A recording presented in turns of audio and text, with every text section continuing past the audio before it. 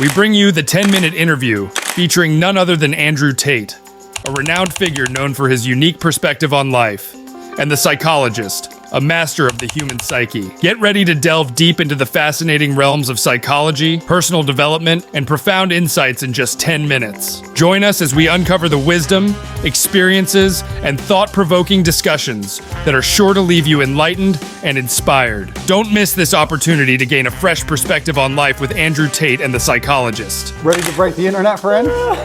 How are we going to break the internet? You said you wanted this to be impactful. What would that look like to you? That's a really good question. I think a lot of people are interested in my journey. I think a lot of people are interested in how it feels to go through what I'm going through. Yeah. I think there's a lot of people who want me to martyr myself. A lot of people are living vicariously through me. Yeah. There's a lot of people who say, yeah, Andrew, keep going. But they don't really care. They just enjoy the drama of it all. And I think I've already broken the internet, but you're a very interesting man to talk to. And with your insights, I think together, we're going to have quite a large audience. Yeah, I mean, that's a question that I have for you. Why did you want to talk to me? Because I'm a psychotherapist. You have your skepticism about psychotherapy, and yet here I am. That's true. We had a conversation before, and I've been told by many people it was my most interesting podcast ever. So I think it obviously varies from the norm in terms of the normal things I'm asked about. You have some unique insights. And I thought it'd be an interesting conversation. A lot of people are asking me especially about my mental state and those kind of things post-jail. So I thought, well, my most interesting podcast ever. People seem to be very interested in that side of me. So perhaps it can be a good conversation. Does it make you nervous that there may be things that you don't know about yourself that I'm going to try to reveal to you? I know everything about myself, my friend. You know everything about yourself. I believe that I have an intimate grasp of all the things about myself which matter, which allow me to compete. Right. So there may be things I don't know, but I'm not sure if I particularly need them. So I'm not that interested. Right.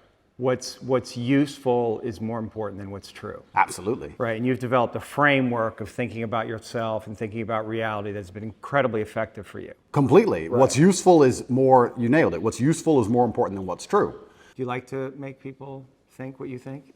Because you have a lot of influence. Yeah. And that's got to feel good. You're influencing people. You have this worldview. It's a powerful worldview. It's got all these things. And so you want to influence other people in some way to adopt that. I think that charity, even of itself, I think charity is probably one of the most selfish things you can do, which most people say, I'm giving money. I give $25 million a year. There's a website, tatepledge.com, you can see it.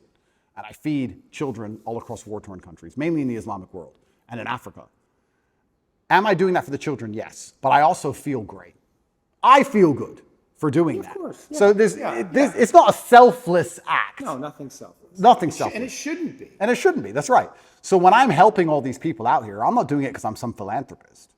I feel good helping people and people sending me emails saying, you changed my life. I feel good about it. I'm not going to sit here and pretend I'm just Mr. Philanthropist and I just care about the world. No, I like helping people because I feel good about doing it. It makes me feel good inside, which is why I do it. So yeah, I use my power to feel good. And I think the easiest way to feel good is to make others feel good. I believe that humans exist that way, and I think that's why we're societal animals. Even in jail, when I felt my worst, my goal was to make someone else smile. Because if I can make someone else smile, I would smile. So on my worst days, I was my most charming, my most energetic, my most interesting, my most talkative. Yeah. I was happiest on my worst day because I decided that's how I have to be to stop myself feeling bad. Do you struggle between, your will is very strong. Yeah. And I can feel the place where you like to impose your will in the world. Yeah. So your will versus God's will. Well, he'll win. Are you in a fight with God on some level, like not literally, but unconsciously, between his will and your will? No, I think I am doing his will. I think I am doing his will, which is what it takes to be truly successful in the world. I do believe that the moral arc of the universe does bend towards truth. That's not my saying. I think that's Martin Luther King's. But I think that it bends towards truth and justice in the end. I think that the battles we are currently fighting in society, which look hopeless, in the end can be won. And I feel like I am doing his will by standing up and telling the truth. I think I'd have to be a complete coward of a man to end up having all of the masculine youth of a planet paying attention to every word I say, and then say, oh, but if I tell them good things, if I help them and help the world by extension, I might get in trouble. That'd make me a bitch, and that's not who I am. So I think if you give any man worth his salt that degree of power and influence and responsibility, he's going to stand up and say, okay, this is how you should live as a man, and this is how you can make the world a better place. Unless he's afraid of the repercussions by the evil people, by the people who are on the other side who are genuinely evil and satanic, who are out to destroy good and truth. And I'm not a coward. I've never seen myself as a coward. And in fact, we don't talk about vulnerability. The number one thing I could never exist as is a coward. I think that's, you want to talk about my biggest fear, it would be knowing I'm a coward. How are you making sense of what's happening to you? Is it God's will? Is it a co-creation? In some way, did you co-create this? Oh, no. Or are you just like a victim of the Matrix? No, I'm not a victim.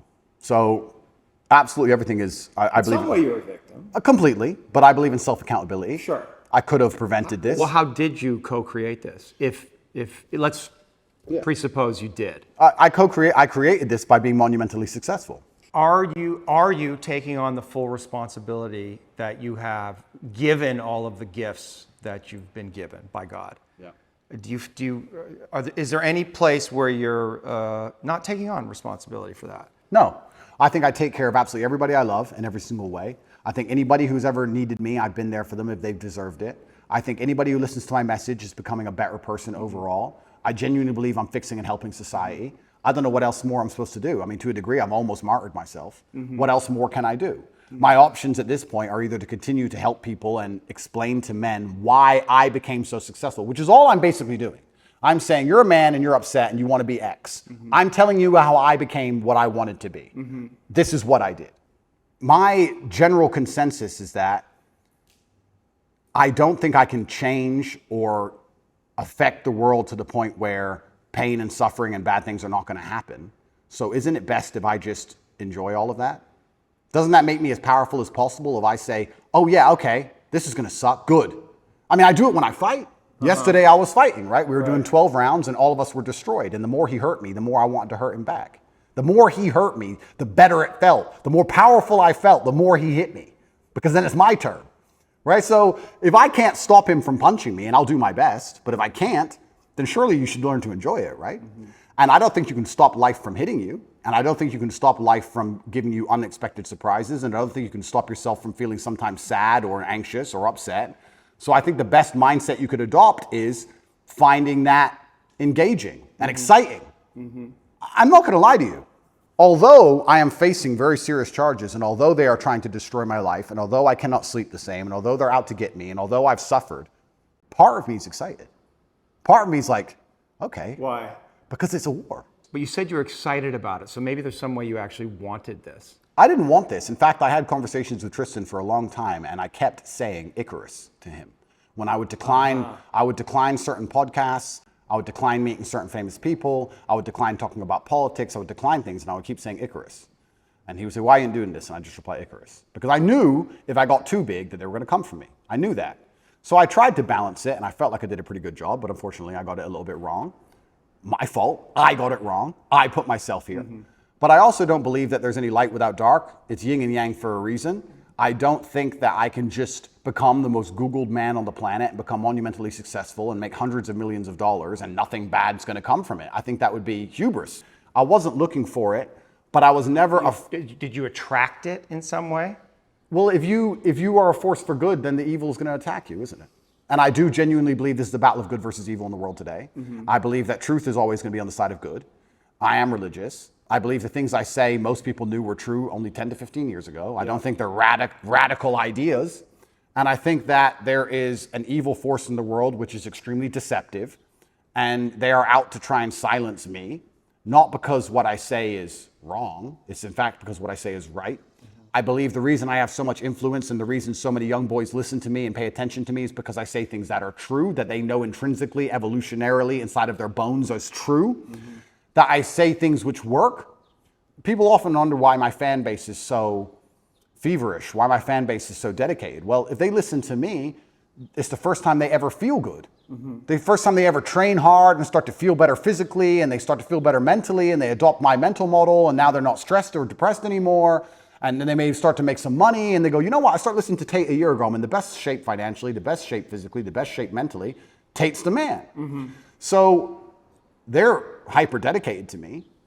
And yeah, I mean, there's going to be a negative to that. I want to make something clear. I've been brutally aware of the fact that all of this might blow up in my face for a very long time.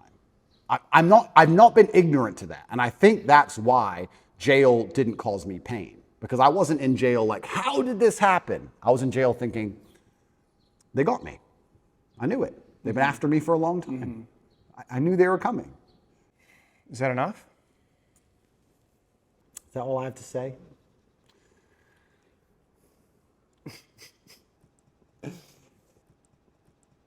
It's been good fun. And I feel like I've learned some things.